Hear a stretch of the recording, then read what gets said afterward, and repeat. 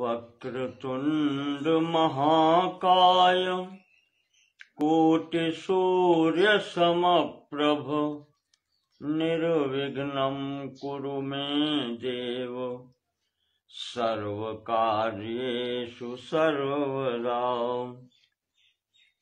नमो नमस्तेऽखिल मंत्र देवताओं द्रव्याय सर्वकृतवे क्रियात्मने वैराग्य भक्त्यात्मजयानुभावितं ज्ञानाय विद्या गुरवे नमो नमः। हस्ते क्षमाला हृदि कृष्ण तत्त्वं जिह्वाग्रभागे वरराम मंत्रम् यन्मस्तके केशवपादतीर्थम् शिवं महाभागवतं नमामि। कूजन्तं राम रामेति मधुरं मधुराक्षरम् आरुह्य कविताशाखां वन्दे वाल्मीकिकोकिलम्। मां पातु देवोऽखिलदेवतात्मा संसारकूपे पतितं गभीरे तन्नाम दिव्यं वरमन्त्रमूलम् धुनोतु मे सर्वमघं हृदिस्थम्। ॐ नारायणं नमस्कृत्य नरं चैव नरोत्तमं देवीं सरस्वतीं व्यासं ततो जयमुदीरयेत्।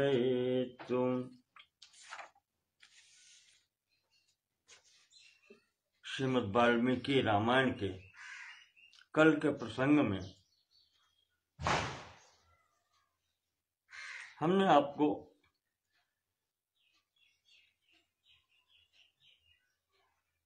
गंगा तट पर सुमंत्र को छोड़ करके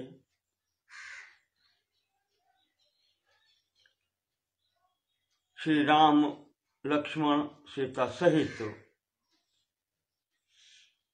आगे चलकर महर्षि भरद्वाज जी के आश्रम पर पहुंचते हैं और वहां से आगे उनकी आज्ञा लेकर यमुना पार करके चित्रकूट की ओर चल रहे हैं।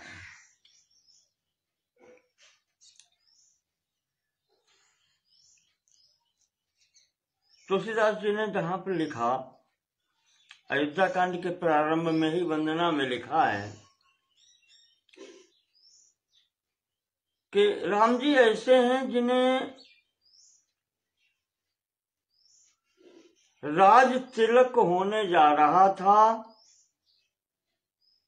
तब जैसे थे और उसके स्थान पर वनवास के लिए आदेश हो गया तब भी वो वैसे ही रहे।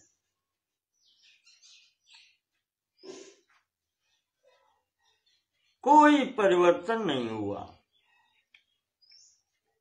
हृदय में न कोई खुशी है, न हर्ष है, न शोक है। इसी को याद आ गया मुझे, तुलसीदास जी ने लिखा है उसमें कवितावली में कि कागर कीर ज्यों भूषण चीर शरीर लस्यो तजी नीर ज्यों काई। राजसी वस्त्र आभूषण जो पहने थे वो ऐसे छोड़े हैं और अंदर से निर्मल शरीर के दर्शन होते हैं, जैसे काई हट जाए तो सुंदर स्वच्छ जल दिखाई पड़ने लगता है, नीला।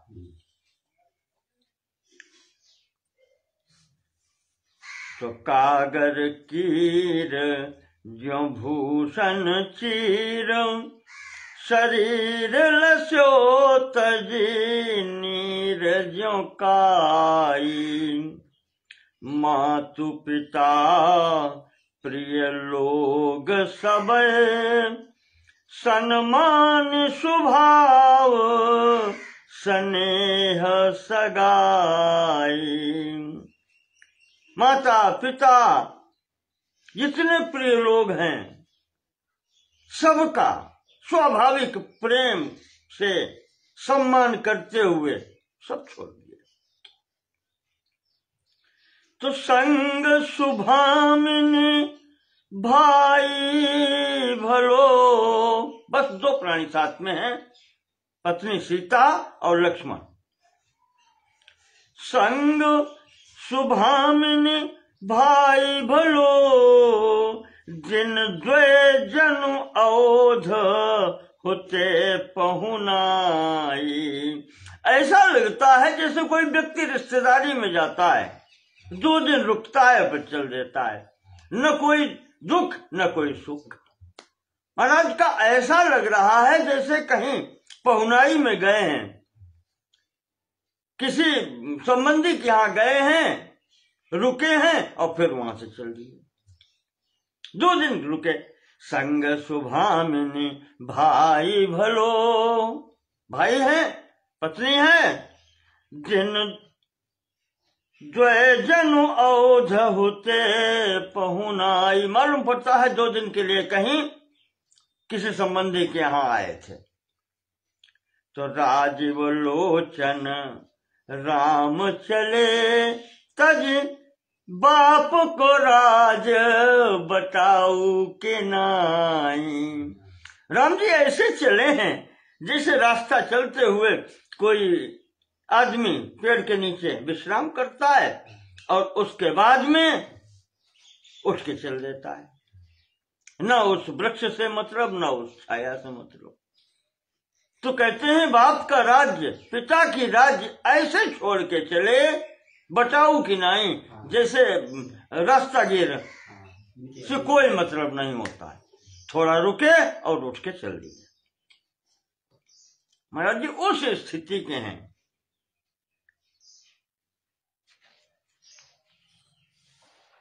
यमुना किनारे कल मैंने आपको बताया,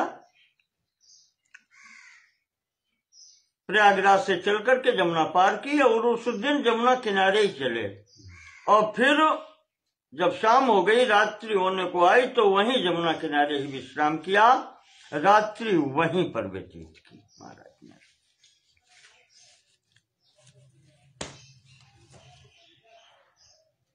उसके बाद में प्रातःकाल उठ करके स्नान आदि किए, स्नान करके नित्य कर्म करके और महाराज जी चित्रकूट की ओर चल दिए। चित्रकूट पहुंचते हैं, लक्ष्मण को दिखाते हैं, सीता से भी कहते हैं देखो सीता, सामने कितने अच्छे वृक्ष दिखाई पड़ रहे हैं,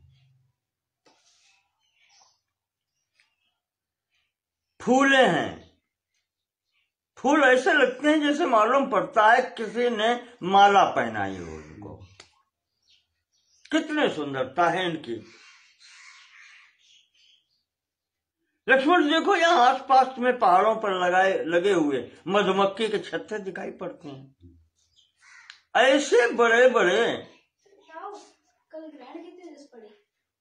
शाम को 4:30 बजे से 5:30 बजे के बीच में। कल जो बताया उसके आधार पर आगे चल रहे हैं। पहाड़ चित्रकूट का पहाड़ियां दिखाई पड़ने लगी तो लक्ष्मण से कहते हैं देखो जहां जहां पर मधुमक्खी के छत्ते लगे हैं, भारी भारी छत्ते लगे हैं, लगता है इसमें बहुत सा शहद है, इनकी मेहनत देखो।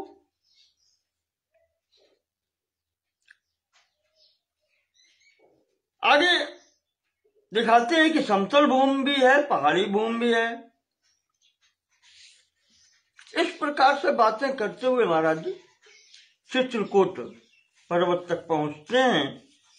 वहां पहुंच करके इति सीताच रामश्च लक्ष्मणश्च कृतांजलि।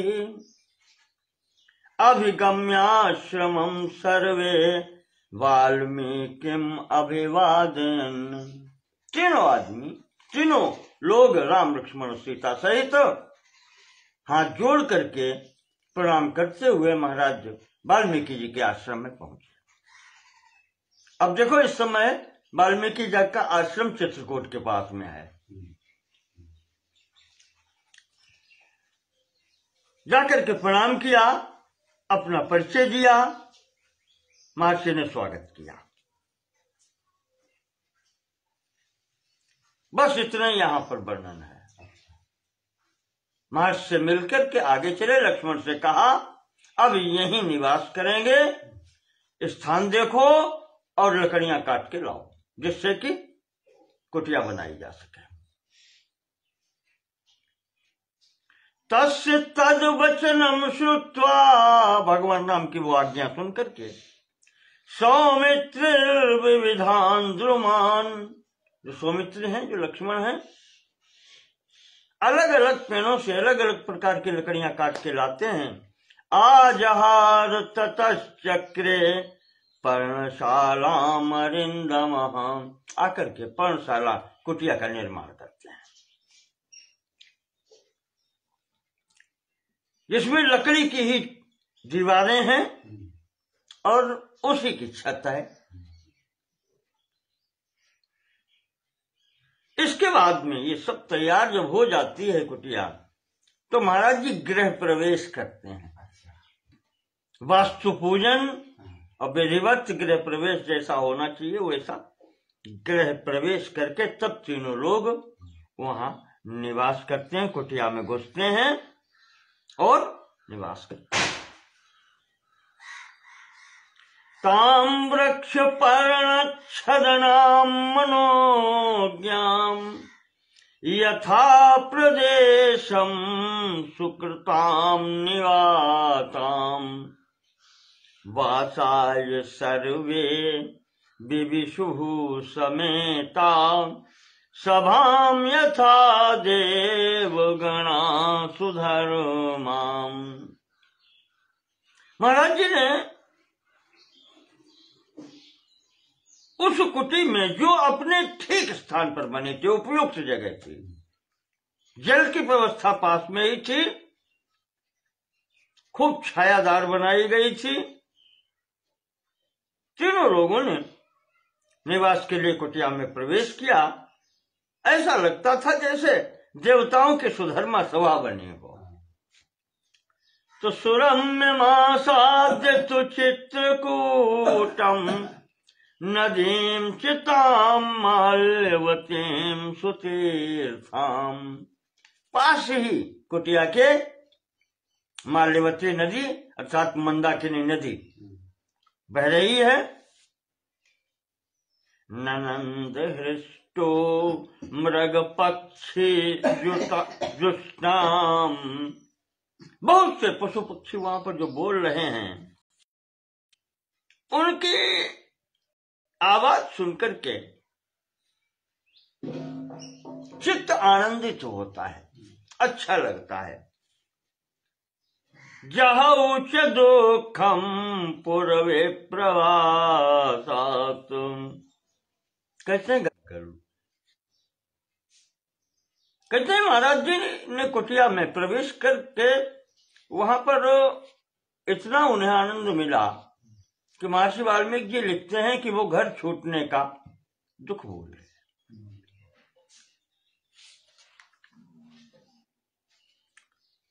महाराज जी का चित्रकूट में निवास हो गया। इधर अभी सुमंत्र वहीं है निषाद राज के साथ में।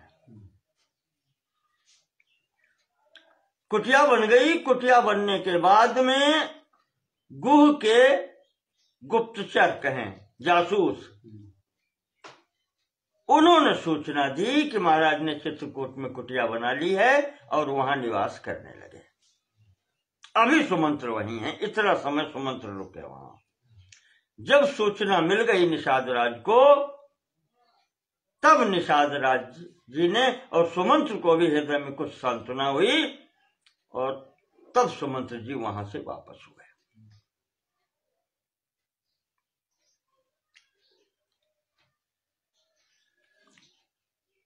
सुमंत्र जी के हृदय में जो शोक है वो तो अपनी जगह पर है कि घर लौट करके उत्तर क्या देंगे सबको, ये तो उन्हें है ही है।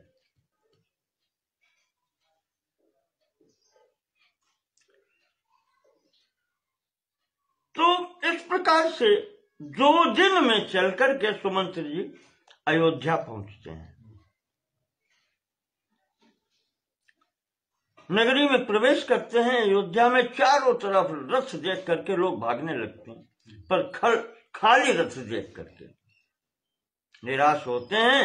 सुमंत्र से पूछते हैं कहाँ है, कहाँ छोड़ के आए हो।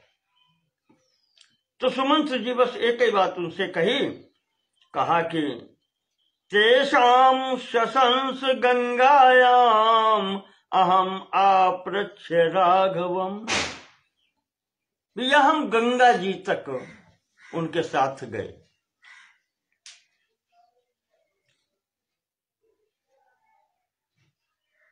वहां से उन्होंने उन्होंने आज्ञा दे दी हमको। निवृत्तोस्मि धार्मिकेन महात्मना। तो महाराज वहीं से हमारा साथ छूट गया। गंगा किनारे पहुंचकर उन्होंने मुझे लौट जाने के लिए आज्ञा दे दी। वो तीनों लोग गंगा पार करके उस तरफ चले गए। अब ये सुनते हैं तो और वो होता है।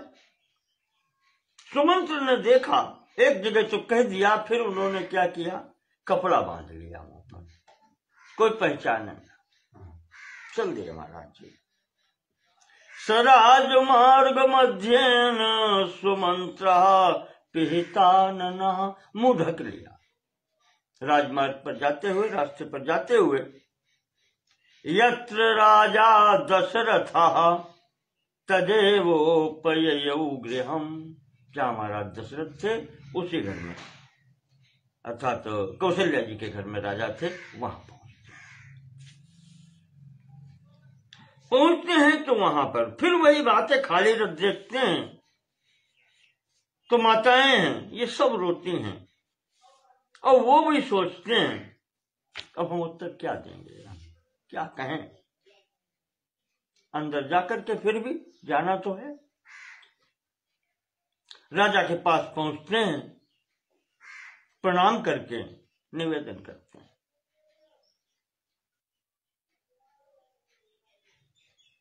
राजा चुपचाप सुन करके गिर गए, मूर्छा आ गई।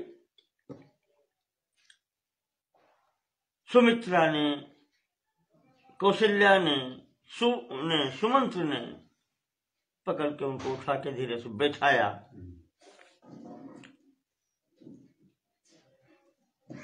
कौशल्या जी कहती हैं, इमं तस्य महाभाग दूतम दुष्कर कारिणः।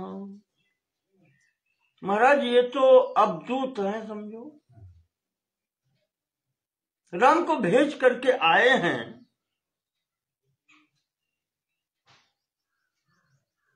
अब इनसे समाचार तो पूछ लो।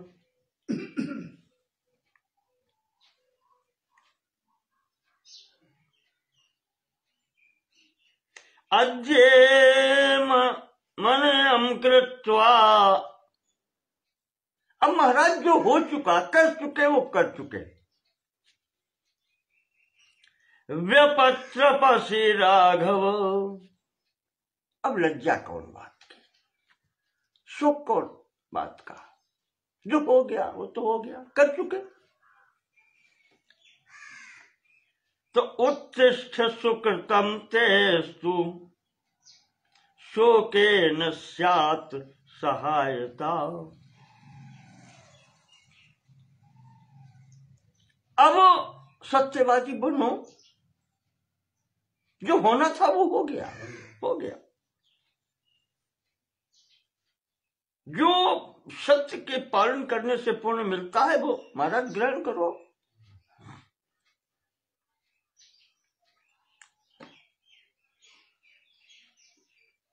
और महाराज कोई चिंता न करो, आप सुरक्षित स्थान पर हैं।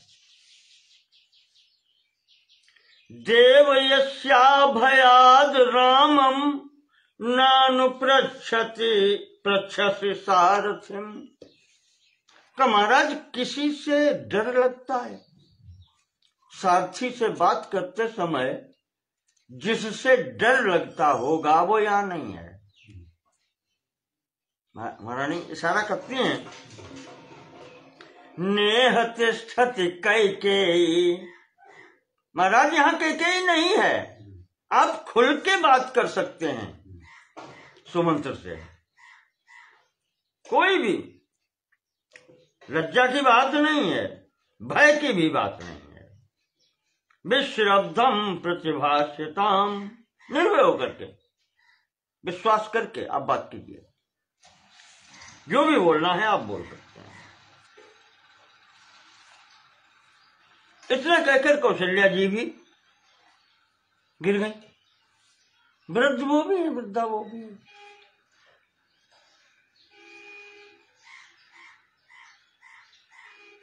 अब वो जितने और रानियां थी सब घेर के वहां पर हैं, सब हैं, आ गई हैं, चारों तरफ से घेर के बैठी हैं। राजा जब होश में आते हैं तो सुमंत्र से पूछ रहे हैं,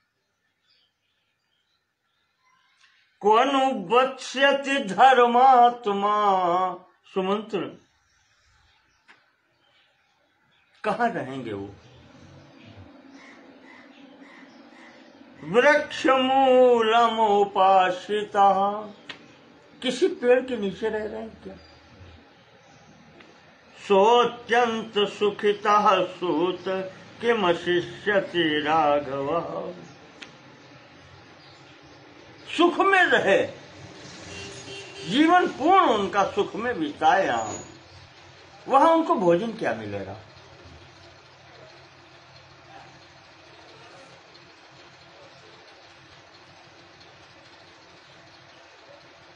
जिनको किसी प्रकार से न कभी दुख मिला न वो दुख पाने के योग्य थे, फिर भी कैसे स्थिति में वो रहते होंगे, कैसे रहेंगे?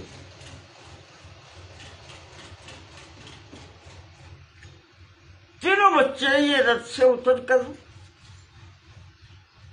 पैदल कैसे चले होंगे, जिन्होंने कभी पदयात्रा की नहीं है, कभी पैदल चले ही नहीं।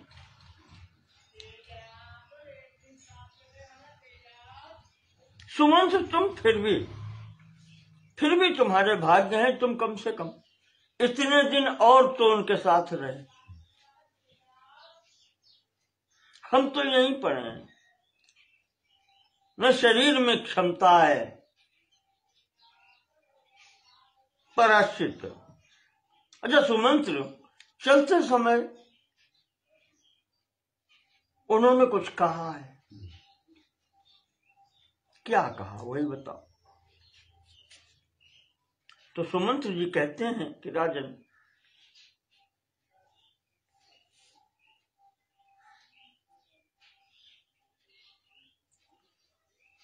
उन्होंने हाथ जोड़ करके कहलाया है आपसे, सूत मदवचना तस्य तातस्य विदितात्मनः। मेरे पिताजी सब कुछ जानते हैं,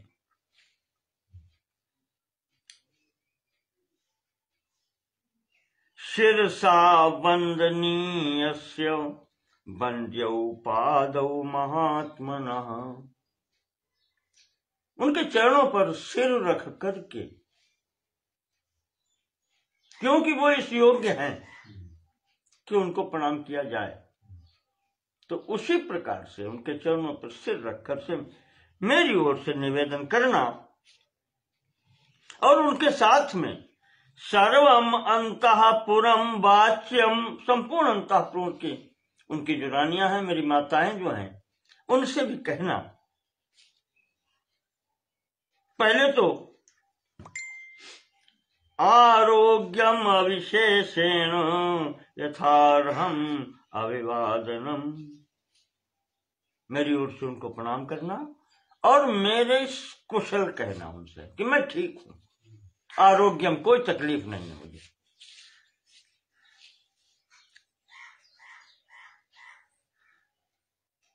माता जी से कहना कि अपना संपूर्ण धर्म कर्म विधिवत वैसे ही करें। पिताजी का जैसे देव पूजन होता है, बिना कोई विचार किए हुए, उसी प्रकार से सम्मान किया जाए जैसे देवता का पूजन होता है। कोई कष्ट न हो पिताजी को, वही करें।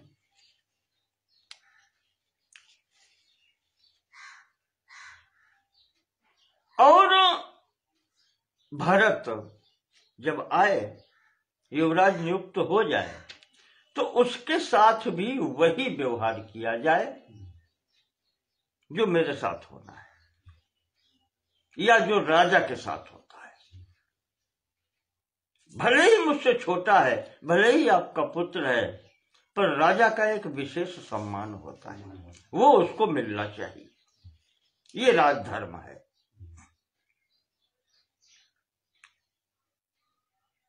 और जब भरत आ जाए तो भरत से भी कहना, भरतः कुशलम वाच्यो वाच्यो मदवचनेन च, उनको मेरा कुशल समाचार देना भरत को, मैं ठीक हूं, चिंता न करें। और मेरी ओर से उनसे कहना कि सर्वास्वेव यथा न्यायम वृत्तिम भरतस्व मातृषु, सभी माताओं की साथ में न्यायपूर्ण बर्ताव किया जाए।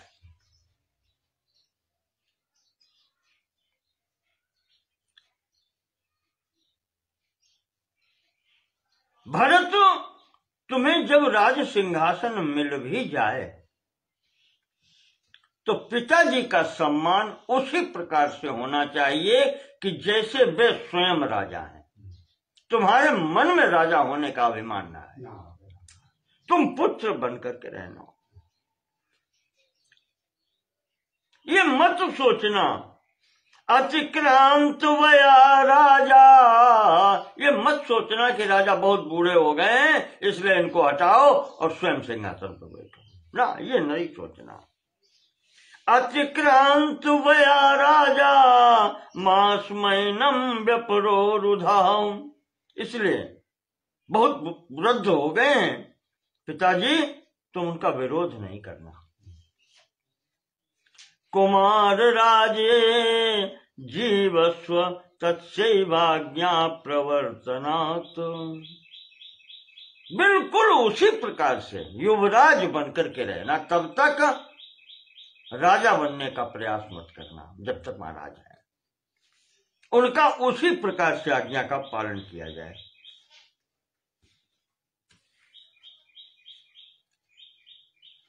और अंत में कहा है कि भरत से कह देना कि मेरी माता का भी सम्मान उसी प्रकार से हो जिस प्रकार से अपनी माता का होता है, कोई भेदभाव नहीं करना।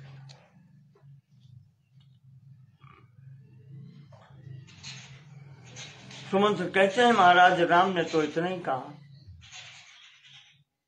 लक्ष्मण को कुछ क्रोध आ गया था, फिर भी उन्होंने कहा है कि सुमंत्र, राजा का कार्य उचित तो नहीं रहा जो उन्होंने राम को वनवास दे दिया, किसी को दंड तब दिया जाता है जब उसने कोई अपराध किया हो। लक्ष्मण जी कह रहे हैं, यदि प्रव्राजितो रामो लोभ कारण कारिताम वरदान निमित्तम वा सर्वथा दुष्कृतम कृतम। यहां पर दो ही स्थितियां सामने होती हैं सुमंत्र।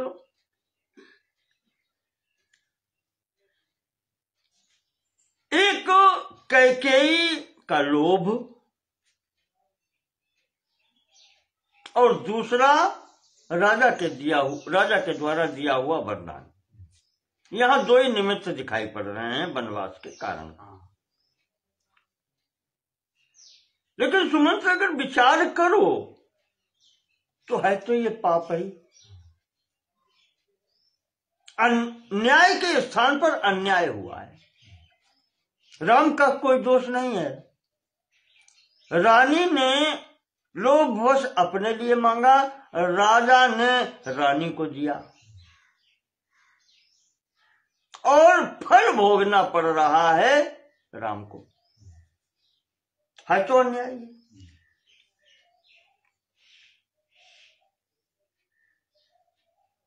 भले ही राजा ने अपने, कहना चाहिए कि अपने आप आदेश दिया हो या ईश्वर प्रेरणा से, पर है अन्याय। कारण मुझे कोई दिखाई नहीं पड़ता।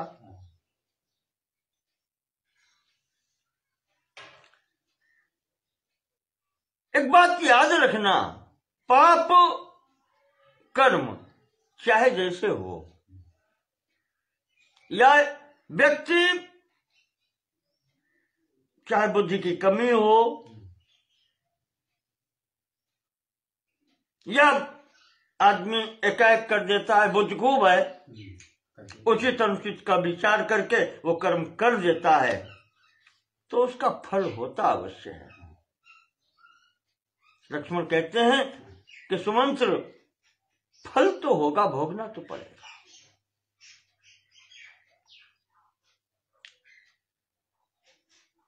और मेरी तो स्थिति अब वो है, अहम तावन महाराजे पितृत्वम नोपलक्ष्य। हमारी तो भाव ही महाराज की ओर नहीं बन रहा कि ये मेरे पिता है। उनकी कर्मों का, उनके बात का प्रभाव मेरे ऊपर वो पड़ा है कि मुझे ये लगता ही नहीं कि वो मेरे पिताजी हैं। मेरा भाव ही खत्म हो गया पिता का। अब तो जो है, भ्राता भरता च बंधुश्च पिता च मम राघव। अब तो जो कुछ भी हैं, चाहे पिता हैं, चाहे भाई हैं, चाहे बंधु हैं, चाहे स्वामी हैं, जो भी हैं, सब राम जी हैं। अब मेरा भाव कहीं जाता ही नहीं।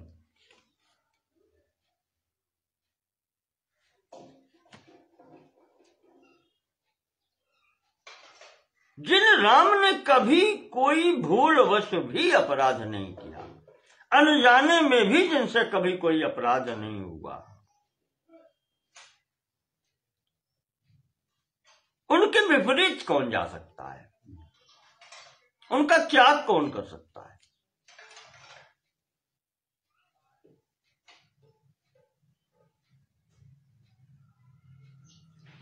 और फिर जो ऐसा पाप करेगा, उनको भी छोड़ेगा, तो ये दुनिया उसके साथ में कैसे खड़ी होगी? महाराज जी दोनों तरफ की बात।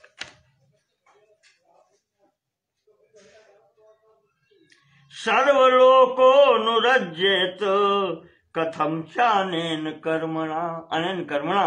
ऐसा कर्म जो करेगा उसके साथ में संसार कैसे खड़ा होगा?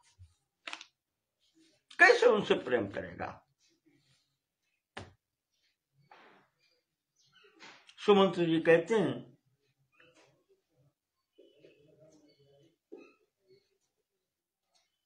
कि लक्ष्मण इस प्रकार से कहने लगे। उधर सीता ने तो कुछ कहा ही नहीं, वो सिर्फ केवल राम के मुंह की ओर देखती रही और सिर नीचा कर लिया, उन्होंने कुछ नहीं कहा।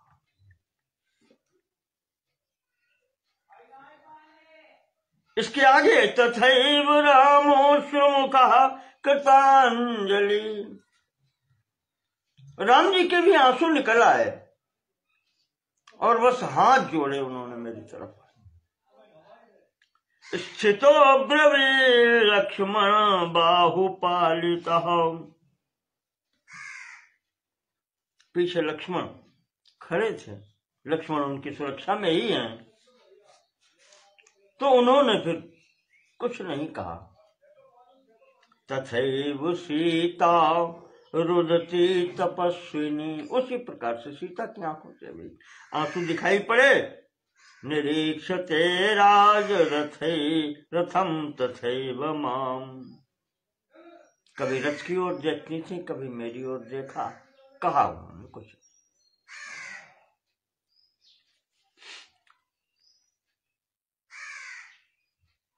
इस तरीके से महाराज जब गंगा पार करके वो जाने लगे, तो जहां तक मेरी दृष्टि गई मैं देखता रहा।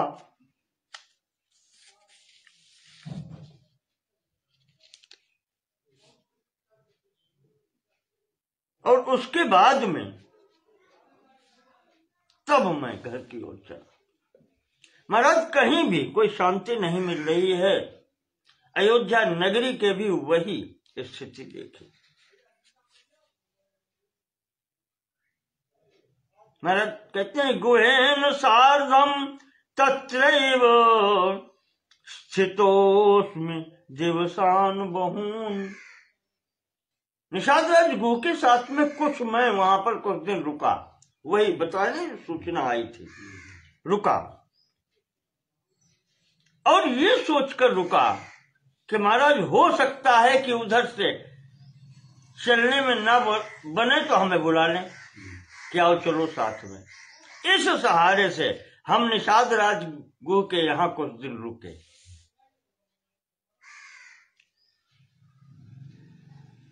पर जब वो नहीं आए, फिर मुझे आना पड़ा। ये सुनते हैं कि महाराज अयोध्या में जैसे घुसते हैं कोई मुझसे बातें नहीं कर रहा, ये स्थिति। कोई भी व्यक्ति अयोध्या में राजमार्ग पर नहीं दिखाई पड़ता जो दुखी न हो।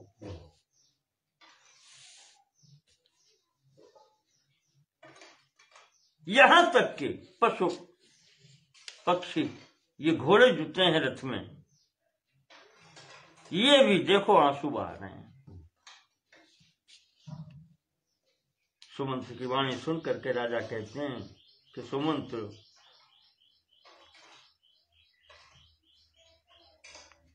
जो मैंने अनर्थ किया है उसका तो क्या वर्णन कर। कैकेयी के कहने से मैंने कुछ सोच विचार ही नहीं किया।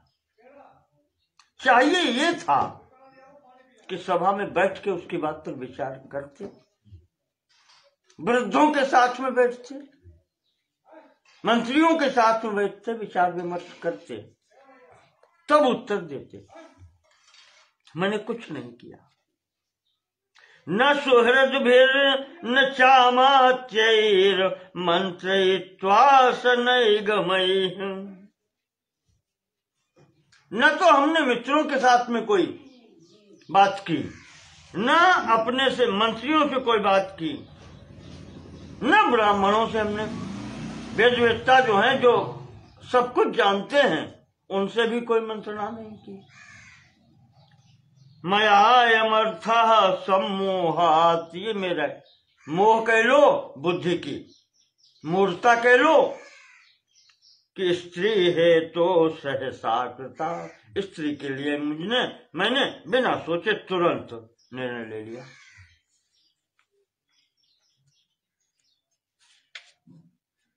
ये महाराज जी ने कहा।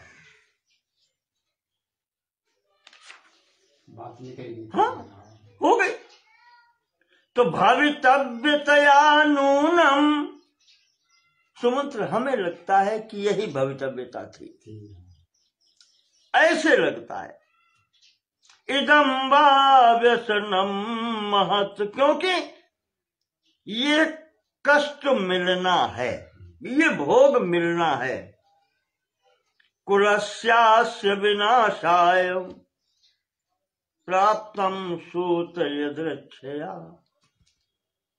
जिससे कुल का विनाश हो, ये स्थिति बननी थी, मुझे लगता है। सुमंत्र, थोड़ा सा मेरा उपकार कर सकते हो?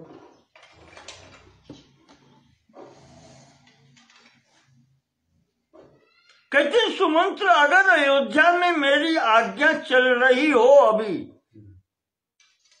क्योंकि वरदान देने के बाद में सब कुछ अधीन अब कैकेयी के व्रत के है, इसलिए महाराज कह रहे हैं कि अगर अयोध्या में मेरी आज्ञा चल रही है, यदि अद्यापि ममैवाज्ञा निवर्तयतु राघवम न शक्ष्यामि बिना रामम मुहूर्तमपि जीवितुम।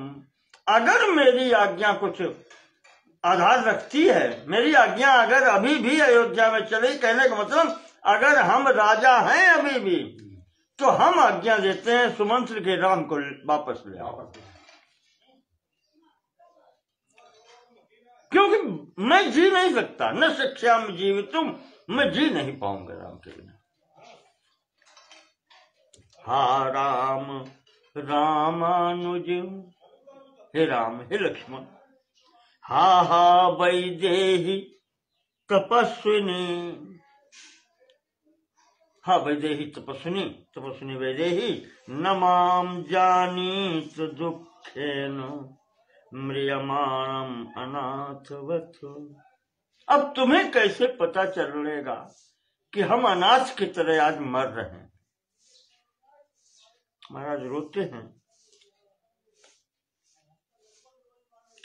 इति बिलपति पार्थिवे प्रणष्टे, ऐसे राजा रोते हुए प्रणष्टे, बिल्कुल मूर्छित की स्थिति में, करुणतरम जुगणम च राम हेतु वचनम अनु निशम्य तस्य देवी।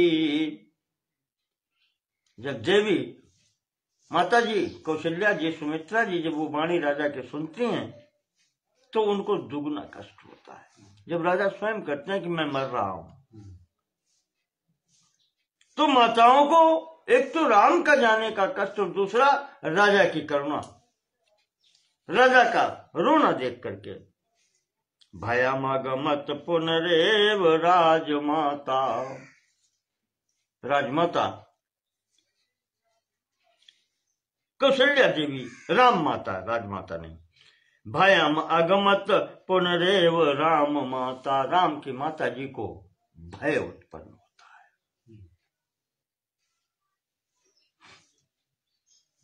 कि महाराज कह क्या रहे हैं, मैं मर रहा हूं।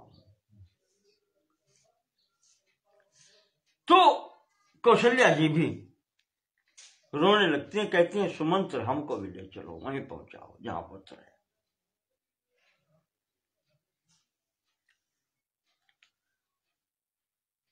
हम भी जीवित नहीं रह पाएंगे।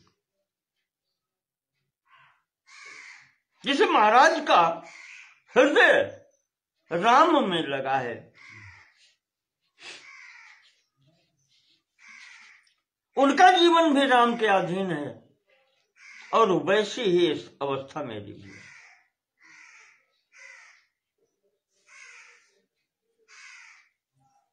महाराज बन जाएंगे तो हम क्या करेंगे?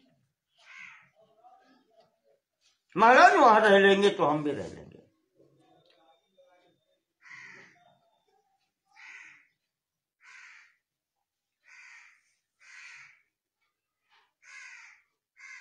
सुमंत्र समझाते हैं,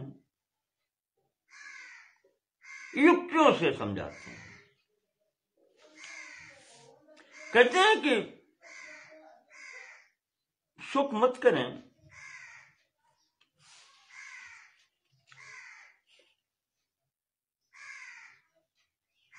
तीनों बच्चे जो हैं सुरक्षित हैं।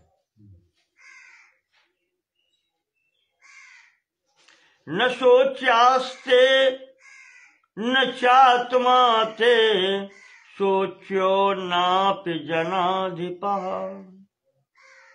उन तीनों बच्चों के लिए शोक मत कीजिए और अपने लिए भी शोक मत करो और महाराज को भी चिंता मुक्त करो, इनको शोक न करो। इदम ही चरितम लोके, तुम्हारे पुत्रों का ये चरित्र जब तक पृथ्वी रहेगी तब तक याद किया जाएगा। प्रतिष्ठास्यति शाश्वतम, हमेशा के लिए याद किया जाएगा तुम्हारे पुत्रों का आचरण।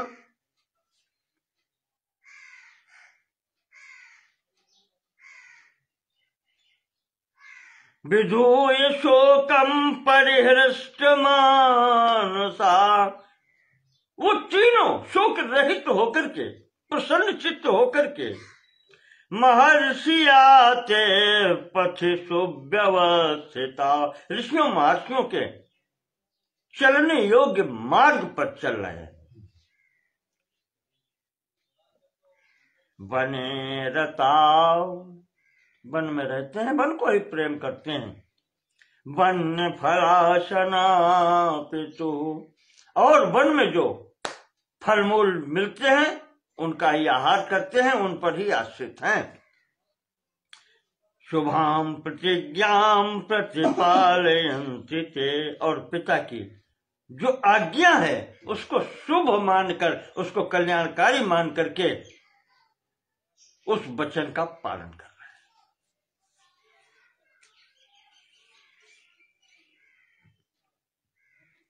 हैं। ये समझाते हैं सुमंत्र जी। तो अब कौशल्या जी महाराज दशरथ की ओर मुड़ जाती हैं कि महाराज देख लो, जो किया है वो सामने है।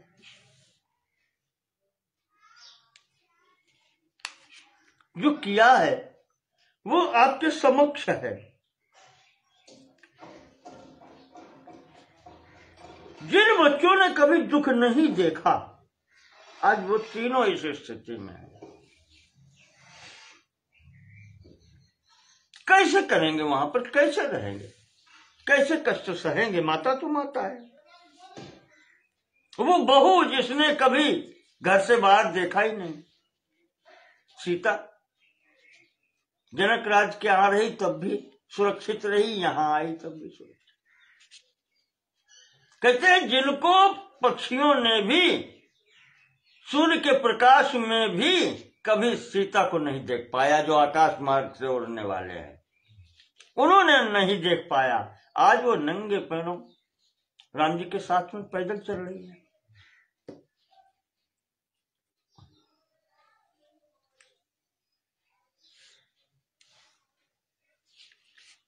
राजन, थोड़ी देर के लिए मान लो ये सब स्थितियां पूर्ण हो जाती हैं।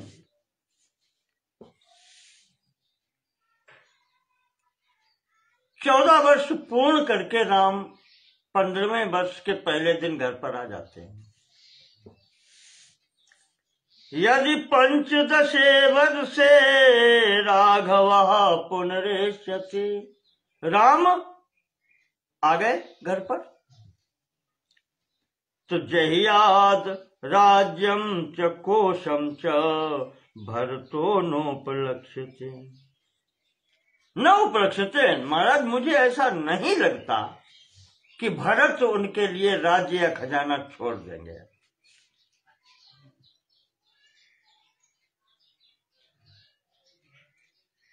अच्छा महाराज, ये भी हो सकता है, एक तो ये स्थिति जो बताई कई विचार करके भरत की, कि जिसने इतना कष्ट देकर के लिया है वो क्यों छोड़ देगा, तो 14 वर्ष राज्य करके क्यों छोड़ देगा।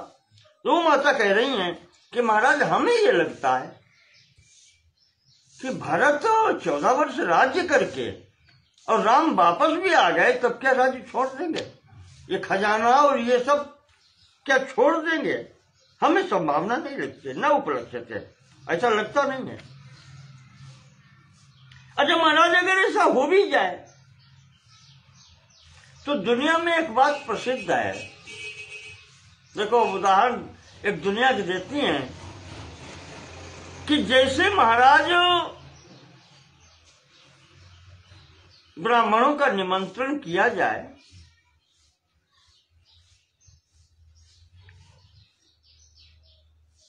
और उसमें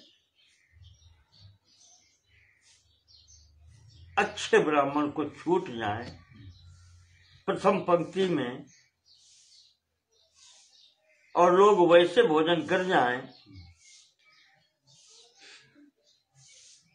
तो देखा तो ये गया है कि फिर अच्छा विद्वान कहना चाहिए, जो अच्छा ब्राह्मण कुलीन ब्राह्मण है फिर वो भोजन नहीं करता।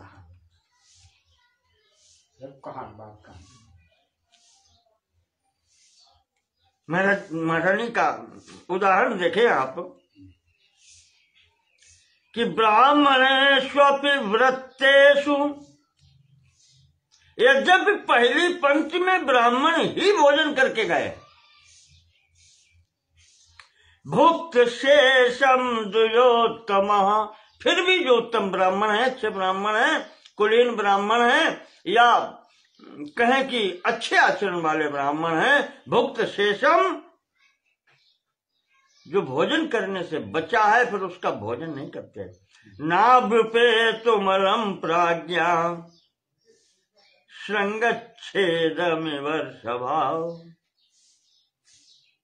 वो फिर भोजन नहीं करते। भोजन करके जो शेष बचा है फिर उसमें वो भोजन नहीं करते। ठीक उसी प्रकार से अगर राम आ जाएंगे तो भरत का भोग किया हुआ राज्य अगर उन्होंने इनकार कर दिया लेने से, छोटे भाई को राज्य मिल गया, वो संतोष प्रवृत्ति के जीव हैं, या उन्होंने ये सोच लिया कि भरत का भोग किया हुआ राज्य हम क्यों लें। उसी प्रकार के जैसे वो भोजन प्रथम पंक्ति में जो कर चुके हैं, द्वितीय पंक्ति में हम क्यों बैठे। अब तो वो भोग लग चुका, प्रथम भोजन उसने कर लिया, तो वो भुक्त भोग वो शेष हो गया, बचा हुआ भोजन है। अब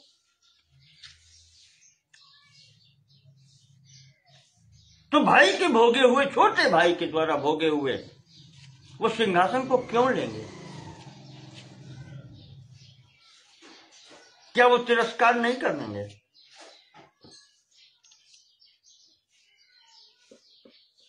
महारानी कहती हैं कौशल्या जी कि राजन, ये तो आपको पता है कुछ चीजें ऐसी होती हैं जो एक बार के प्रयोग के बाद में झूठी मानी जाती है। भविष्य जो हवन करके शेष बचता है,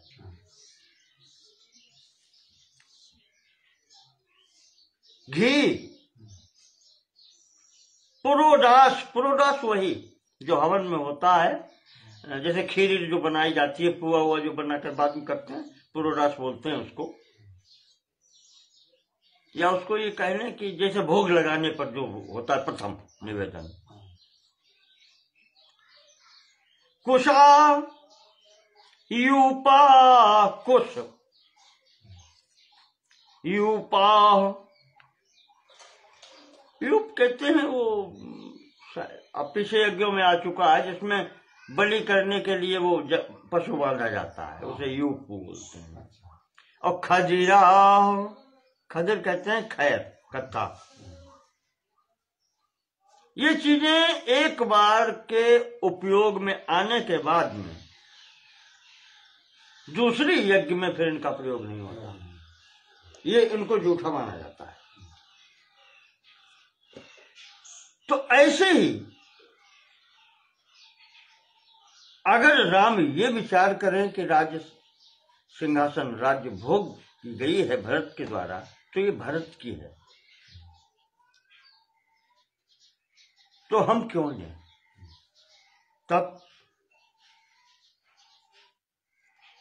क्या करोगे?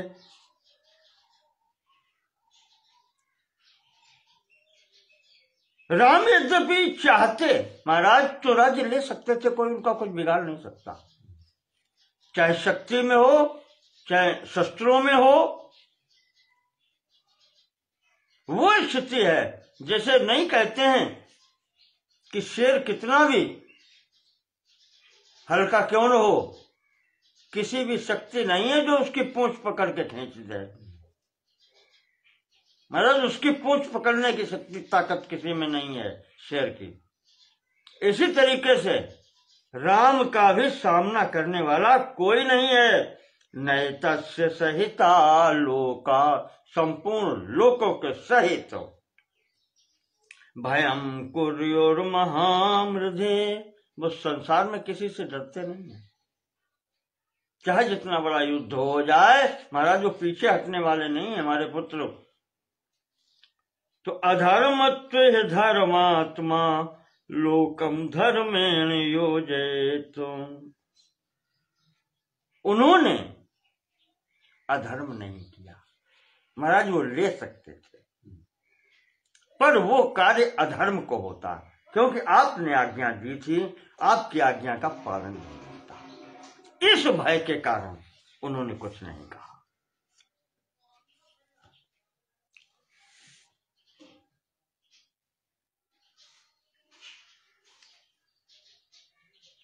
और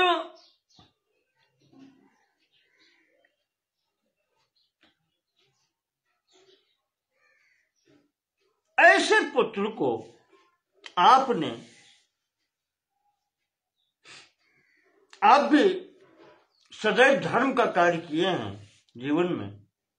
मैंने आपको अधर्म करते कभी नहीं देखा, ऋषियों की सेवा की है।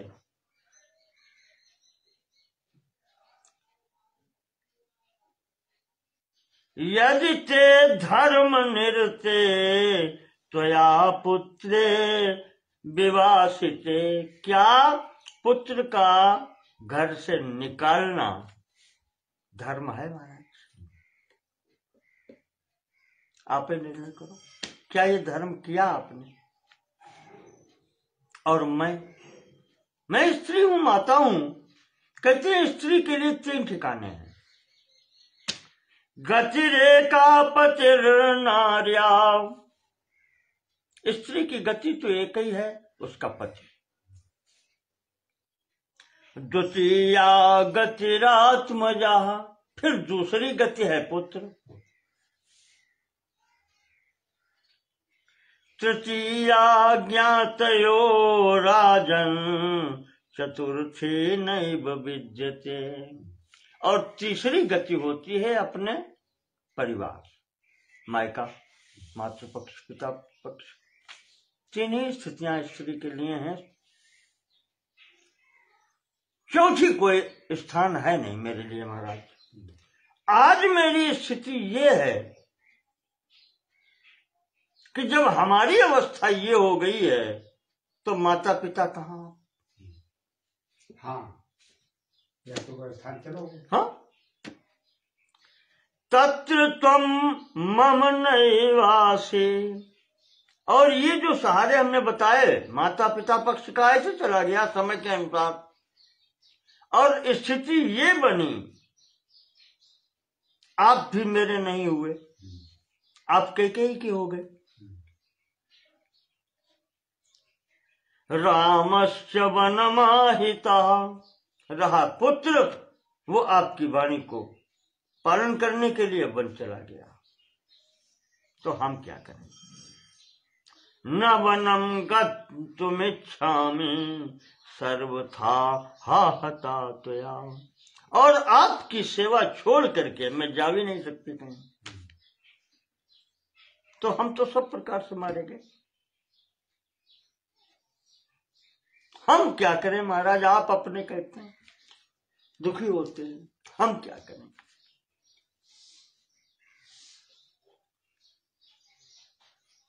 एक कार्य से आपके सबका अहित हो गया, चाहे परिवार हो चाहे प्रजा हो। माता जी ने जब ये कहा तो महाराज ने हाथ जोड़े, प्रसादे त्वाम कौशल्ये। रानी अब जो हुआ वो हुआ। रचितोऽयं मया जिंजलि। हम तुम्हारे आगे अब हाथ जोड़ते हैं, अब हमें क्षमा करो। वत्सला चान्द संसाच त्वं हि नित्यं परेष्वपि। तुमने सदैव दूसरे पर दया ही की है, जीवन भर क्षमा ही किया है। तो रानी अब हमें भी क्षमा करो, जो हो गया वो तो हो ही गया। भरता तो खलु नारीणाम। दशरथ जी कह रहे हैं, तुम ठीक कहते हो रानी, स्त्री के लिए पति ही सब कुछ है। स्त्री के लिए पति ही सब कुछ है। गुणवान निर्गुणो पिवा। चाहे वो गुणी हो और चाहे निर्गुण हो, गुणहीन हो, दुष्ट हो चाहे सज्जन हो।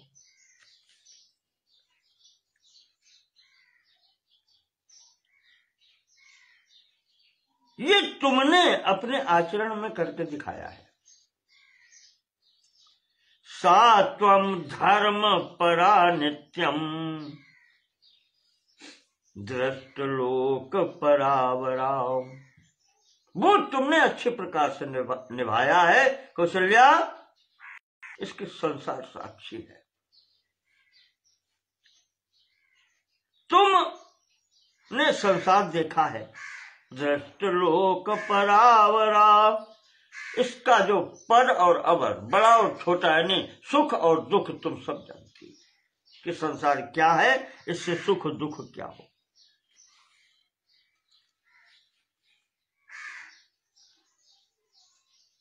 दुख तुम्हें भी है और होना चाहिए, और दुखित हम भी हैं, करके दुखी हैं। तो रानी स्थिति समझते हुए अब ऐसी बात न करो, जो होना था हो चुका। ये जो राजा ने कहा तो एकदम हाथ जोड़े जो राजा ने। तो वाल्मीकि लिखते हैं कि कौशल्या जी ने हाथ पकड़ लिए कि महाराज हुआ सो हुआ, आप क्यों हाथ जोड़ते हैं। अब आप मुझे पाप में डालना चाहते हैं, आप मेरे सामने हाथ जोड़ रहे हैं। हम आपकी अर्धांगिनी हैं, हम आपके पीछे चलने वाले हैं, हम आपको दोष नहीं दे रहे। ये तो पुत्र को जाने से दुख है महाराज, वो निकल पड़ता है। हम आपको दोष नहीं दे रहे। शोको नाशयते धैर्यम। महाराज ये दुख ऐसी चीज है जिससे धैर्य छूट जाता है, धैर्य का नाश हो जाता है। शोको नाशयते धैर्यम शोको नाशयते श्रुतम। महाराज ज्ञान भूल जाता है दुख होने पर। शोको नाशयते सर्वम नास्ति शोक समो रिपुः। इस दुख के समान कोई और शत्रु है नहीं, दुश्मन है नहीं महाराज, इससे ये सर्वनाश करा देता है। महाराज राम को गए आज 5 रातें बीत चुकी हैं, 6ठी रात आने वाली है। एक एक दिन में गिनती हूं। प्रसन्नता तो अब होने का सवाल नहीं महाराज, अब एक एक दिन गिन रहे हैं, यही गिनना है अब दिन। ये 5 रातें मेरे लिए 5 वर्ष के बराबर। कैसे 14 वर्ष का समय कटेगा?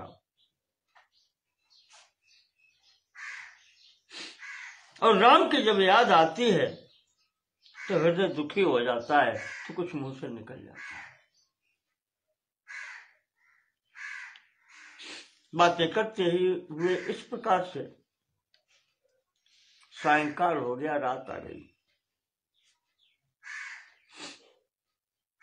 महाराज जी कौशल्या जी की बात सुनते हुए वही मूर्छावस्था आ जाती है, गिर पड़ते हैं। फिर रात्रि में महाराज की आंख खुल गई।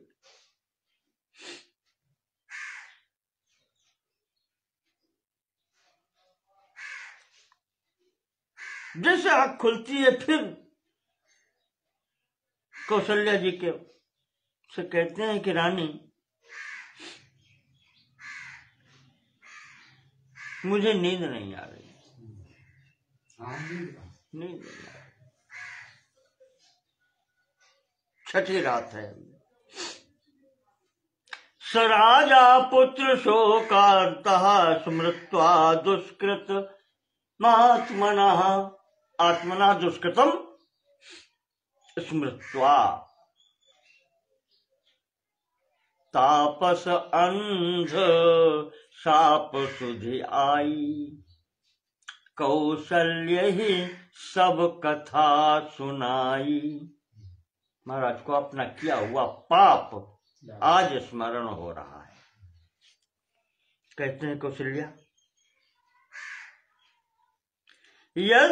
यदाचरति कल्याणी शुभम वा यदि वा शुभम। देवी,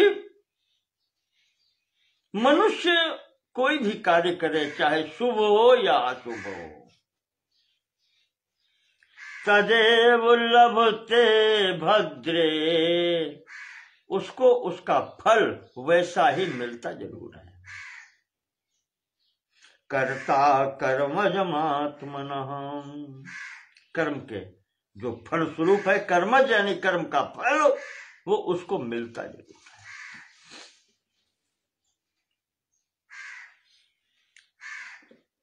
करते समय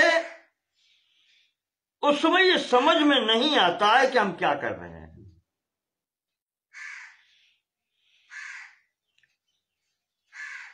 बिल्कुल उस समय वो हो जाता है बालकों के तरीके से, जैसे बालक को सोचता नहीं, कुछ कर डालता है,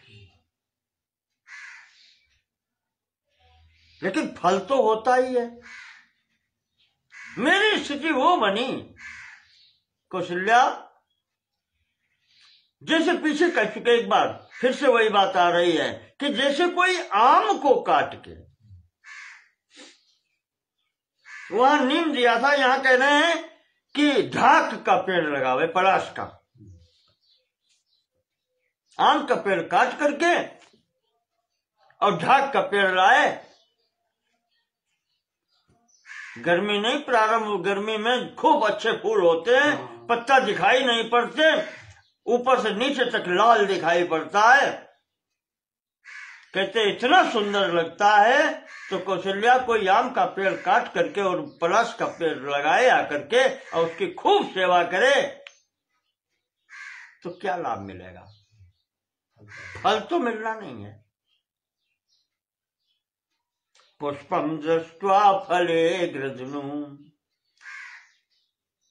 फूल देकर वो ललचाया था, और जब फल का समय आता है तो सोचत फलागमे, तब उसको शोक करना पड़ता है, क्योंकि उसमें फूल तो होता ही नहीं है।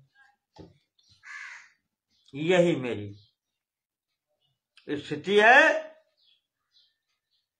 मैंने यही किया है कौशल्या।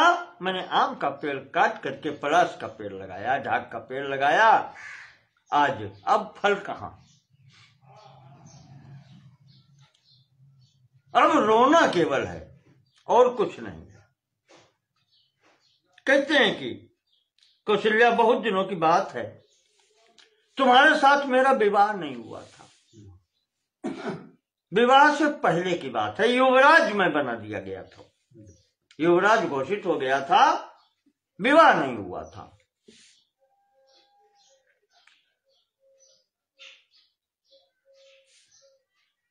विद्या मुझे मिल चुकी थी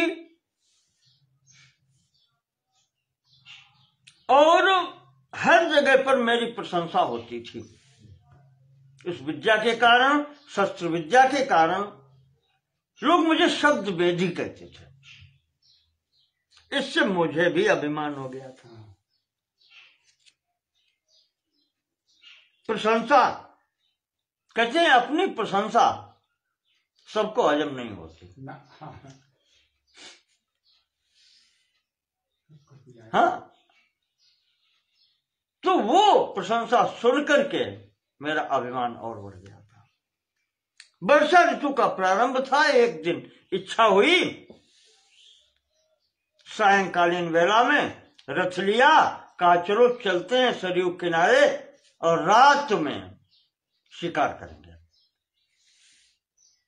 जो पशु नदी के किनारे आएंगे उनमें से किसी का शिकार करेंगे।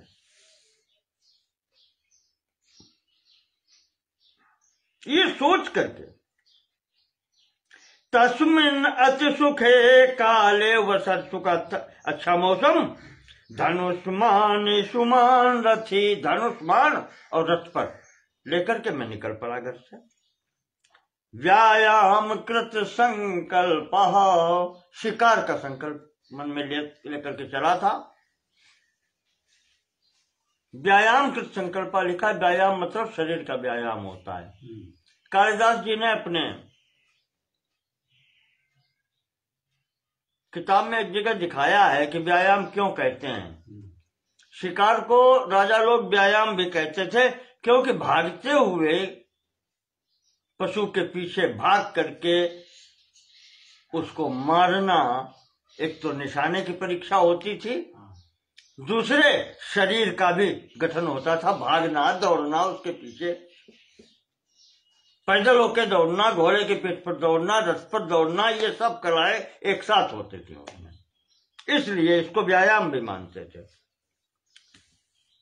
तो सरयू किनारे पहुंच गए। राजा कहते हैं कि इंद्रियां मेरे वश में नहीं थी, जवानी थी, जवानी का जोश था। नहीं तो रात में शिकार की कौन स्थिति थी। रात को गया, सोचा था कोई जो भी जानवर आएगा,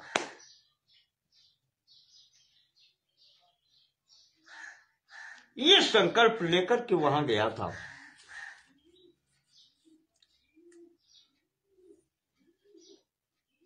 ऐसे ही सरयू के किनारे गया था। अचानक रात को अथांधकारे त्व अश्रौसम, उस भयानक अंधकार में मेरे कान में आवाज पड़ी, जले कुंभस्य पूर्णता। कोई व्यक्ति घड़े में जल भर रहा था, वो तो बाद में मालूम हुआ। अचक्षुर विषय घोषम वारणस्यैव नर्दता। रात में आंखें तो काम कर नहीं रही थी, अंधेरा था, मैं दूर था। कान से ये लगा कि जैसे कोई हाथी जल पी रहा है। सूंड जो डुबो करके जल वो लेता है, तो वो आवाज वैसी मालूम पड़ी। ऐसा लगा कि जैसे हाथी जल पी रहा है। तो ततो हम शरमुद्रत्य, बस उस आवाज को सुनकर के मैंने बाण निकाला और शब्दम प्रति गज प्रेप्सुरभिलक्ष्यम पातयम। जिधर से आवाज आ रही थी, जिस से शब्द आ रहा था, मैंने ये सोच करके कि हाथी है, मैंने तीर चला दिया।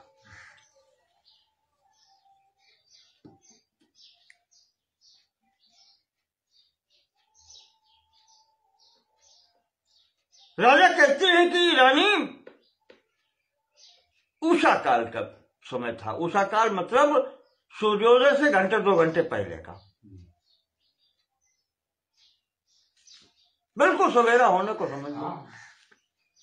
वो समय था, बाण जैसे मैंने छोड़ा है,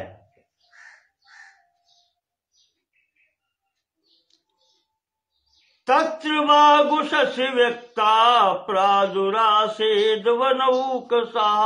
वैसे ही एकदम वनवासी किसी मनुष्य की आवाज आई।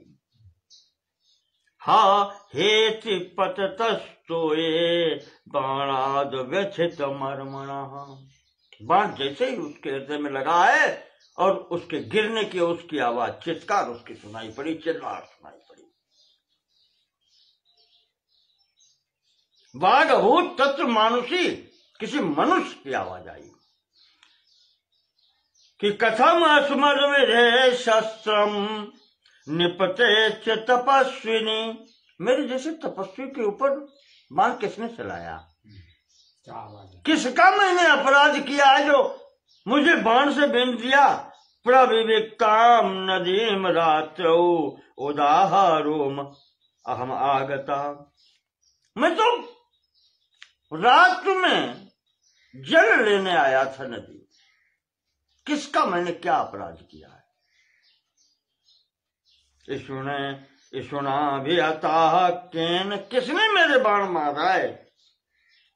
कस्य वाप कृतम मया, मैंने किसका क्या बिगाड़ा? क्यों मारा मुझे? ऋषेधिन्यस्त दंडस्य, हम तो गांव में रहते भी नहीं, जंगलों में रहते हैं, किसी को कष्ट नहीं देते। बने वन्य जीविता, वन में रहते हैं और यहाँ जो मिलता है उस पर ही अपनी जीवन यापन करते हैं। ये जो कहा है, दशरथ जी कहते हैं मेरे हाथ पैर ढीले हो गए, मेरे हाथ से धनुष बाण छूट गया। वो बहुत जोर से चिल्ला करके कहता है कि न क्वचित साधु मन्येत यथैव गुरु तल्पगम। जिसने भी मुझे मारा हो या मारा है, उसे संसार भला तो नहीं कहेगा।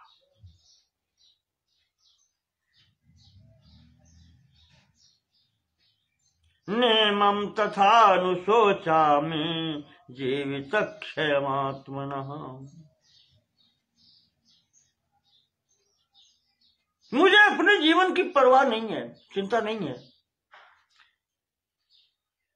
जीवन पाया है तो मरना है, वो तो ठीक है, लेकिन मुझे चिंता है मातरम पितरम शोभौ अनुशोचास्मि मद्वधे। मेरे मरने के बाद में मेरे माता का, मेरे पिता का क्या होगा? चिंता मुझे उनकी है। तदेतम मिथुनम वृद्धम, दोनों पत्नी वृद्ध हैं। चिरकाल भृतम मया, बहुत दिनों से हम उनकी सेवा कर रहे हैं। मई पंचत्वमापन्ने, अब मेरे मर जाने के बाद में कावृत्तिम वर्तिष्यति, उनकी क्या गति होगी, कैसे जीवित रहेंगे वो? ये वो रोता है, जो आवाज निकलती है। दशरथ जी कहते हैं कि हाथ धनुष बाण मेरे हाथ से छूट गया। मैं भागता हुआ उसके पास पहुंचा, देखता हूं पड़ा है, हाथ जोड़ के मैं खड़ा हो गया सामने। उसने सामने देख करके पहचान लिया उसने। वो कहता है कि राजन, हमने तुम्हारा क्या बिगाड़ा है? किम तवाप कृतम राजन, राजन हमने तुम्हारा अहित क्या किया था। बने निवसता मया, मैं तो जंगल में रहने वाला व्यक्ति हूं। जे सुरंभो गुरुवर्थम, यहां से जल लेने आया था गुरुवर्थम, माता पिता के लिए। यदहम तारित स्वया, और आपने मुझे दंड दे दिया। महाराज एक बाण से, आपने तो बाण एक चलाया, अब प्राणियों की मृत्यु होगी ट्रेन की, मेरा तो शरीर छूटेगा और मेरा सुनकर के माता पिता का भी शरीर छूटेगा। ये 3 हत्याएं होंगी।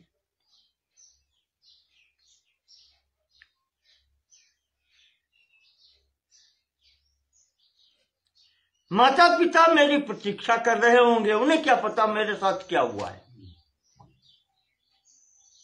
अच्छा वो जान भी लें, वो कहता है कि अगर माता पिता जान भी लें तो कर क्या सकते हैं, आने जाने से भी रहित है, वो आने जाने में भी सक्षम नहीं है। तो राजन अब है ये कि अगर अपने को बचाना है तो ये जल लेकर के जाओ और पिता के समक्ष अपना दोष स्वयं को हो जाकर के बताइए। चिंतन करो महाराज, आत्म अपना दोष आप उनके समक्ष स्वीकार करेंगे तो वो आपका अहित नहीं करेंगे।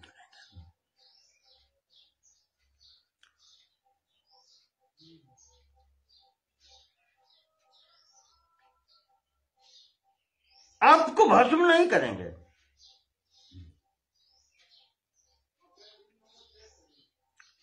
इस मार्ग से हम आए हैं, वो दिखाता है महाराज ये पगडंडी गई है, ये रास्ता गया है, इससे चले जाओ, आगे आश्रम है। और महाराज कष्ट बहुत है, अभी बाण निकाल दो हृदय से।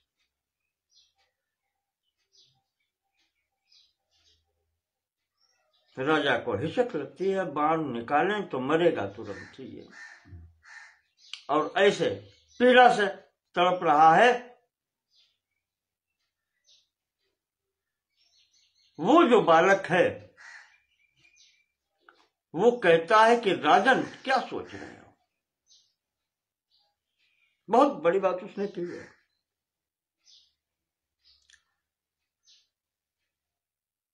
वो कहता है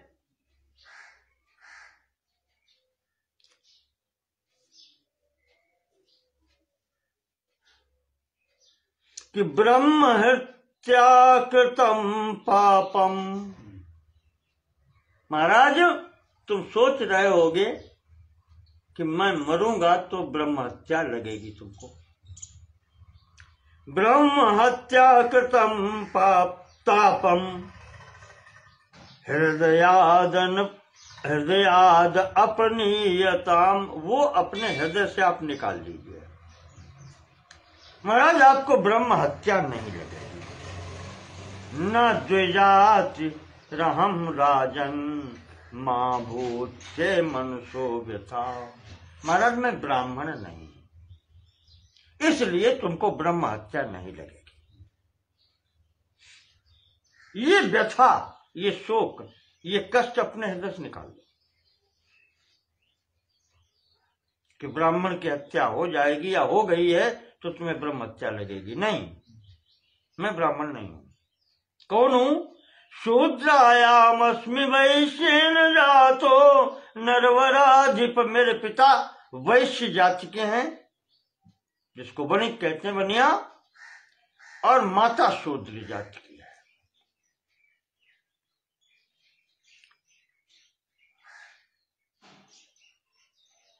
ये उसने अपना परिचय दिया कि राजन मेरे पिता वैश्य जाति के हैं और माता शूद्र जाति की है, मैं ब्राह्मण नहीं हूं, इसलिए आपको ब्रह्म हत्या नहीं। इसको आप अपने हृदय से निकाल दें और जो मैंने कहा है उतना आप कर दीजिए। अब राजा ने बाण जैसे ही निकाला है उसके प्राण निकल रहे हैं।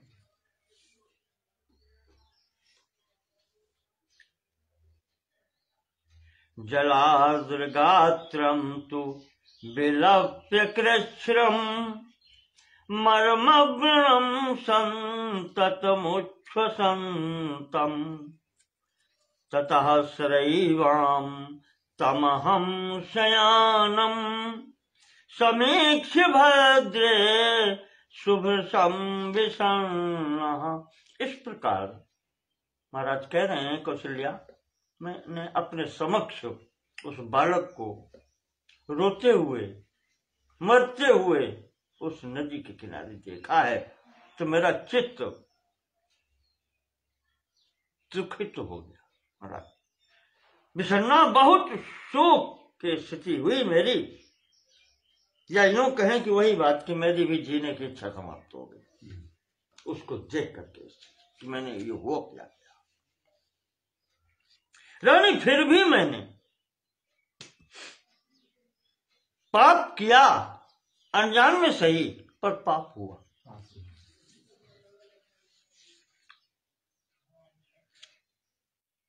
हाथ पैर कार्य नहीं कर रहे थे, अब कैसे कल्याण हो ये भी बुद्धि में चल रहा था। ततस्तम घटमादायो, फिर निर्णय करके मैंने उसका गला उठाया, पूर्णम परम वारिणा, उसको जल से भरा, आश्रमम तमहम प्राप्य यथाख्यात पथम गता, जैसा उसने मार्ग बताया था जिस रास्ते से, उसी रास्ते से लेकर के मैं उसके आश्रम पर पहुंचा। वहां पहुंच करके मैंने जो देखा है उसके माता पिता को, दोनों अंधे और दोनों वृद्ध, और वहां तीसरा कोई सहायक भी नहीं। वो प्रतीक्षा कर रहे अपने पुत्र की। मेरे पैरों की आहट सुनी है, पद शब्दम तुम्हें श्रुत्वा, मेरे पैरों की आहट सुन करके मुनिर्वाक्यम भाषत, वो जो मुनि थे वृद्ध पुरुष, वो बोले, किम चिरायसि में पुत्र पानीयम क्षिप्रमानयम, बेटा इतनी देर क्यों लगा जी? कहाँ लगा जी? प्यासे हैं हम, पानी लाओ, पानी लेके आओ। क्या नहाने लगे थे क्या? इतनी देर कैसे लगी? और बेटा कहीं ऐसा तो नहीं तुम्हारे हृदय में ये हो कि हम दोनों तुम पर भार बन रहे हैं? हाँ, इतना देर कर, इसके कारण कहा ऐसा मत सोचना हमारी तरफ से। अब तुम्हारे सिवा हमारे है कौन? त्वम गति ही तू अगति नाम च, हम दोनों वृद्धों की जिसकी कोई गति नहीं है, उसकी एकमात्र गति, एकमात्र शरण तुम ही हो। पुत्र, हम दोनों और किसकी शरण में जाएंगे?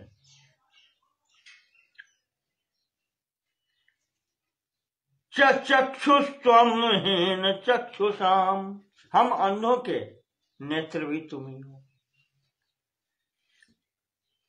समासक्ता स्वयं प्राण कथम तुम ना विभास से, हमारे प्राण भी तुम्हारे ही अंतर्गत हैं, हम तुम्हारे ही आश्रित हैं। बोलते क्यों नहीं? उत्तर क्यों नहीं देते? राजा कहते हैं कि रानी, मेरे हृदय में भय समा गया कि क्या कहूं मैं इनके आगे।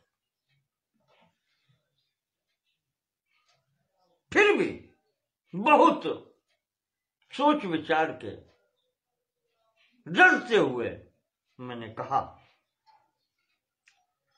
क्षत्रियो हम दशरथो, महाराज मैं क्षत्रिय हूं, दशरथ मेरा नाम है।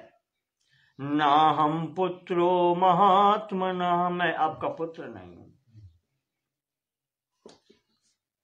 सज्जनावमतम दुखम इदम प्राप्तम स्वकर्मजम,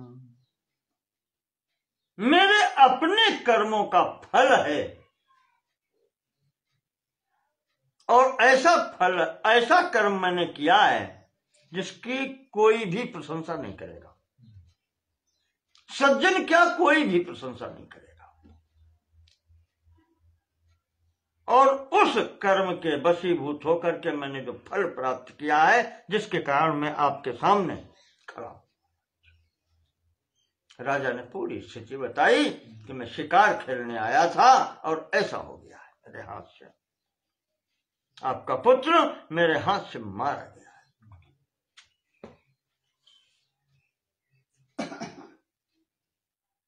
अज्ञानाद भवतः पुत्र, महाराज अपराध तो अनजान में हुआ, अज्ञान से हुआ।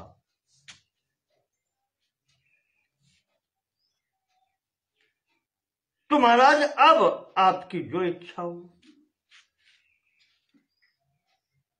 आप हमें दंड दें या जो भी कहें, शाप दें, दंड दें,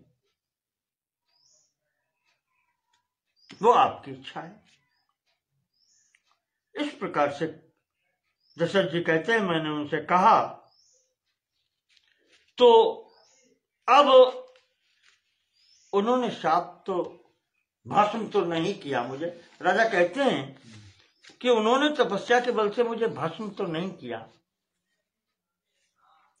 पर दोनों प्राणी बहुत जोर से रोने लगे और हमसे कहने लगे, राजन यदि तद शुभम कर्म नस्म में कथे स्वयं, अगर राजन तुम अपने आप मुझे अपनी बात नहीं बतलाते तो तुम्हें फिर दंड मिलता। फलेन मूर्धा स्मृते राजन सद्य शत सहस्रधा, तुम्हारा सिर सैकड़ों हजारों टुकड़ों में टूट जाता।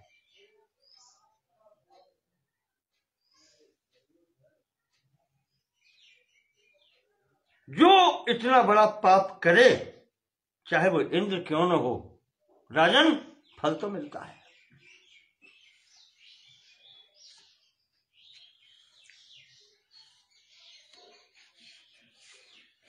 तुमने अनजान में पाप किया और आज तुमने मेरे समक्ष आकर के स्वीकार किया, राजन इसीलिए तुम जीवित हो, इसीलिए तुम जीवित हो। अज्ञानाधिकतम यस्माद इदम ते तेन जीव से, इसीलिए तुम जीवित हो अभी तक। अज्ञान में पाप किया और फिर तुमने मेरे समक्ष स्वीकार किया। और अगर ऐसा न होता, न करते, तो कुल का नाश भी हो सकता था। अकेले का नहीं, कुल का भी विनाश हो सकता था। तो अब राजन हमें वहीं ले चलो। अब जो हुआ वो हुआ, हमको दोनों को वहीं ले चलो। तो राजा कहते हैं कि हम उन दोनों को लेकर के वहां पर पुत्र के पास पहुंचे, उनको हाथ से स्पर्श करवाया पुत्र को। ये दोनों वहां पर इस प्रकार से रोते हैं कि मेरे देखा नहीं जाता। रोते हुए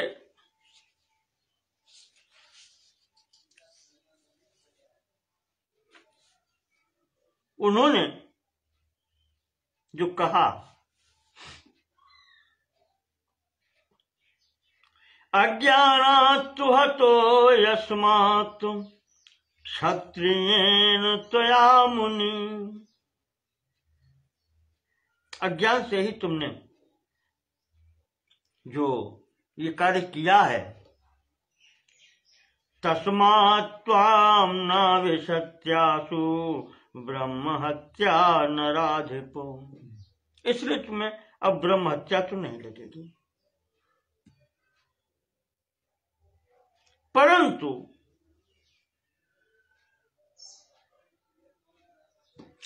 पुत्र व्यसन जम दुखम यदे तन मम सांप्रतम। राजन, आज मैं पुत्र के शोक में मर रहा हूं, मेरा शरीर छूटेगा। एवं त्वम, राजन याद रखना, ऐसी ही स्थिति तुम्हारी होगी। एवं त्वम पुत्र शोकेन राजन कालम करिष्यसि। तुम भी मरने के समय मेरी जैसी ही स्थिति में होगे राजन। काल जब तुम्हें लेने आएगा, तुम भी बिना पुत्र के कारण मरोगे, बिना पुत्र को देखे हुए मरोगे।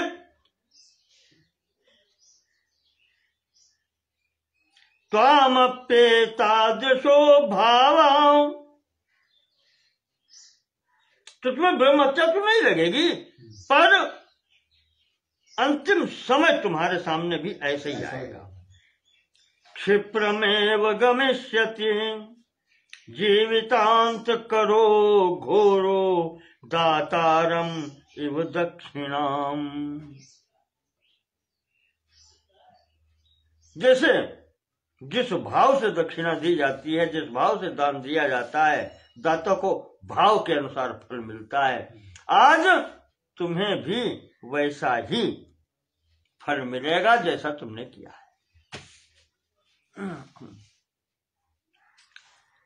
तुम्हारा दशरथ जी कहते हैं कि रानी,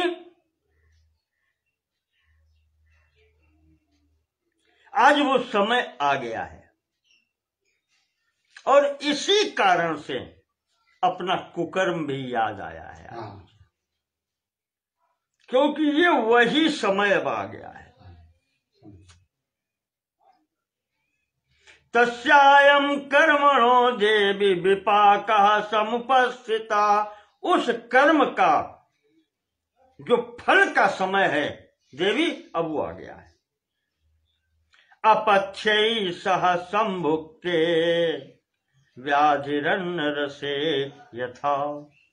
जैसे बीमारी की अवस्था में अपच्छ का सेवन करने से बीमारी बढ़ जाती है, रानी वही स्थिति आज मेरी है। बीमारी पुत्र शोक की, और उसमें ये कर्म का फल याद आ रहा है, ये भी अपच्छ है साथ में। दो शोक इकट्ठे हैं, एक अपने पुत्र का और एक उस तपस्वी के पुत्र का। ये वो महात्मा का जो श्राप है, आज वो सामने खड़ा है।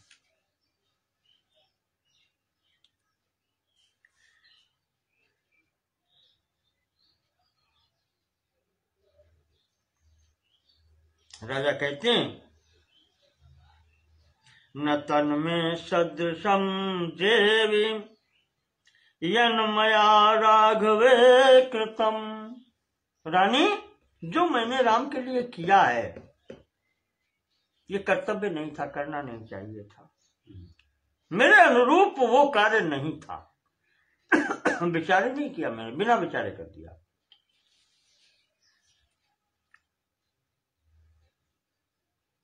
सदृशम तत्तु तस्यैव यदनेन कृतम मयि। लेकिन राम ने जो मेरे साथ किया है, ये उन्हीं के अनुरूप है, ये वही कर सकते थे।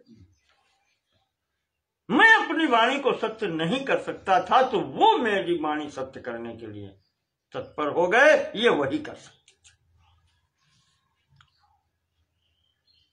संसार में कौन ऐसा है जो अपने इतने सुंदर पुत्र को, ऐसे सुपुत्र को छोड़ दे?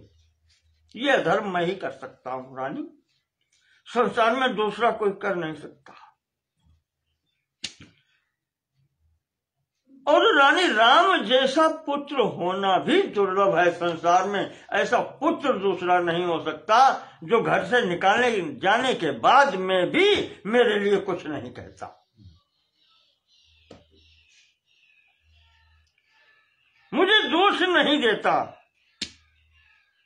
कुछ भी नहीं कहता मेरे लिए। रानी, चक्षुषा त्वाम न पश्यामि, अब मुझे नेत्रों से बिल्कुल दिखाई नहीं पड़ रहा। स्मृतिर्मम विलोप्यते, स्मरण शक्ति बुद्धि भी अब समाप्त हो रही है। दूता वैव स्वतयस्येते कौशल्ये त्वरयन्ति माम। कौशल्या सामने यम के दूत खड़े दिखाई पड़ रहे हैं, ये लेने आ गए।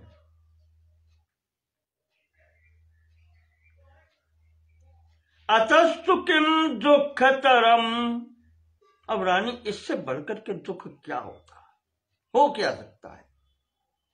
यदा हम जीवित क्षय, जो जीवन के अंतिम घड़ी में नहीं पश्यामि धर्मज्ञम रामम सत्य पराक्रमम, जो पुत्र राम को सामने में नहीं देख पा रहा, इससे बढ़कर के फिर और क्या हो सकता है। और कुछ हो ही नहीं सकता इससे बढ़ के दुख। कहते हैं वे मनुष्य थोड़े ही हैं, वो तो देवता हैं, ऐसा देवता ही कर सकते हैं। इस प्रकार से महाराज ने रोते हुए, हा राघव महाबाहो हा ममायासनाशन, हा पितृ प्रिय में नाथ हा ममासि गतः सुता। राम, मेरे दुख को दूर करने वाले तुम ही हो, मेरे प्रिय भी तुम ही हो, और हम इस स्थिति में हैं कि मेरे नाथ भी तुम ही हो, रक्षक भी तुम ही हो। तुम सामने होते तो शायद प्राण बच जाते, पुत्र भी तुम ही हो, कहां चले गए।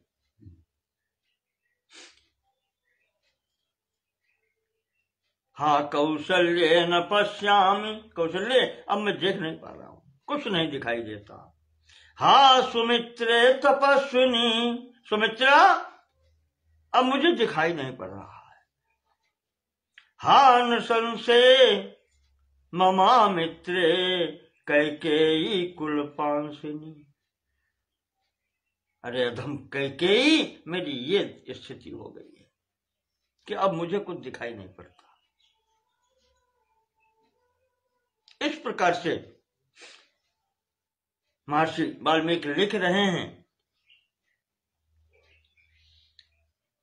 महाराज जी रोते हुए, तथा तु दीनः कथयन् नराधिपः प्रियस्य पुत्रस्य विवासनातुरः, रोते हुए पुत्र के वनवास का स्मरण करते हुए राजा गतेर्धरात्रे, आधी रात का समय है, भ्रश दुख पीड़िता, इस भयंकर दुख से पीड़ित होकर के तदा जहऊ प्राण मुदार दर्शन, महाराज ने अर्धरात्रि में प्राण छोड़ दिए, शरीर छूट गया महाराज का। रोते हुए इस प्रकार से राम का स्मरण करते हुए महाराज जी का शरीर अर्धरात्रि में छूट गया।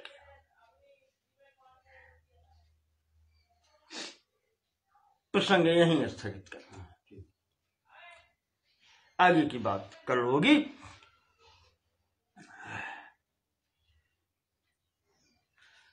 नमो नमः सर्वे कृते, धन्यवाद सबका।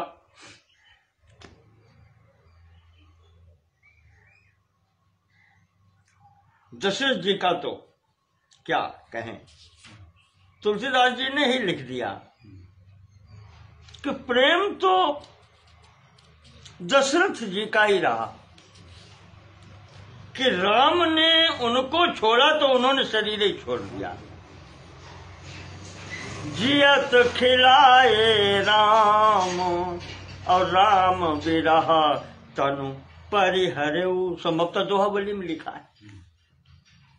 जीवन मरण सुनाम चक्रवर्ती दशरथ को जियत खिलाए राम, और राम बिरह तनु परिहरेऊ। राम ने उनको छोड़ा तो उन्होंने शरीर ही छोड़ दिया। जीना मरना तो राजा दशरथ का ही हुआ है, और तो सब जो जीवन धारण करता है वो तो मरना होते ही एक दिन, लेकिन सार्थक होने का हुआ। इस प्रकार से महाराज दशरथ जी भगवान के विरह में स्वर्गलोक जाते हैं। बोलिए महाराज दशरथ जी की।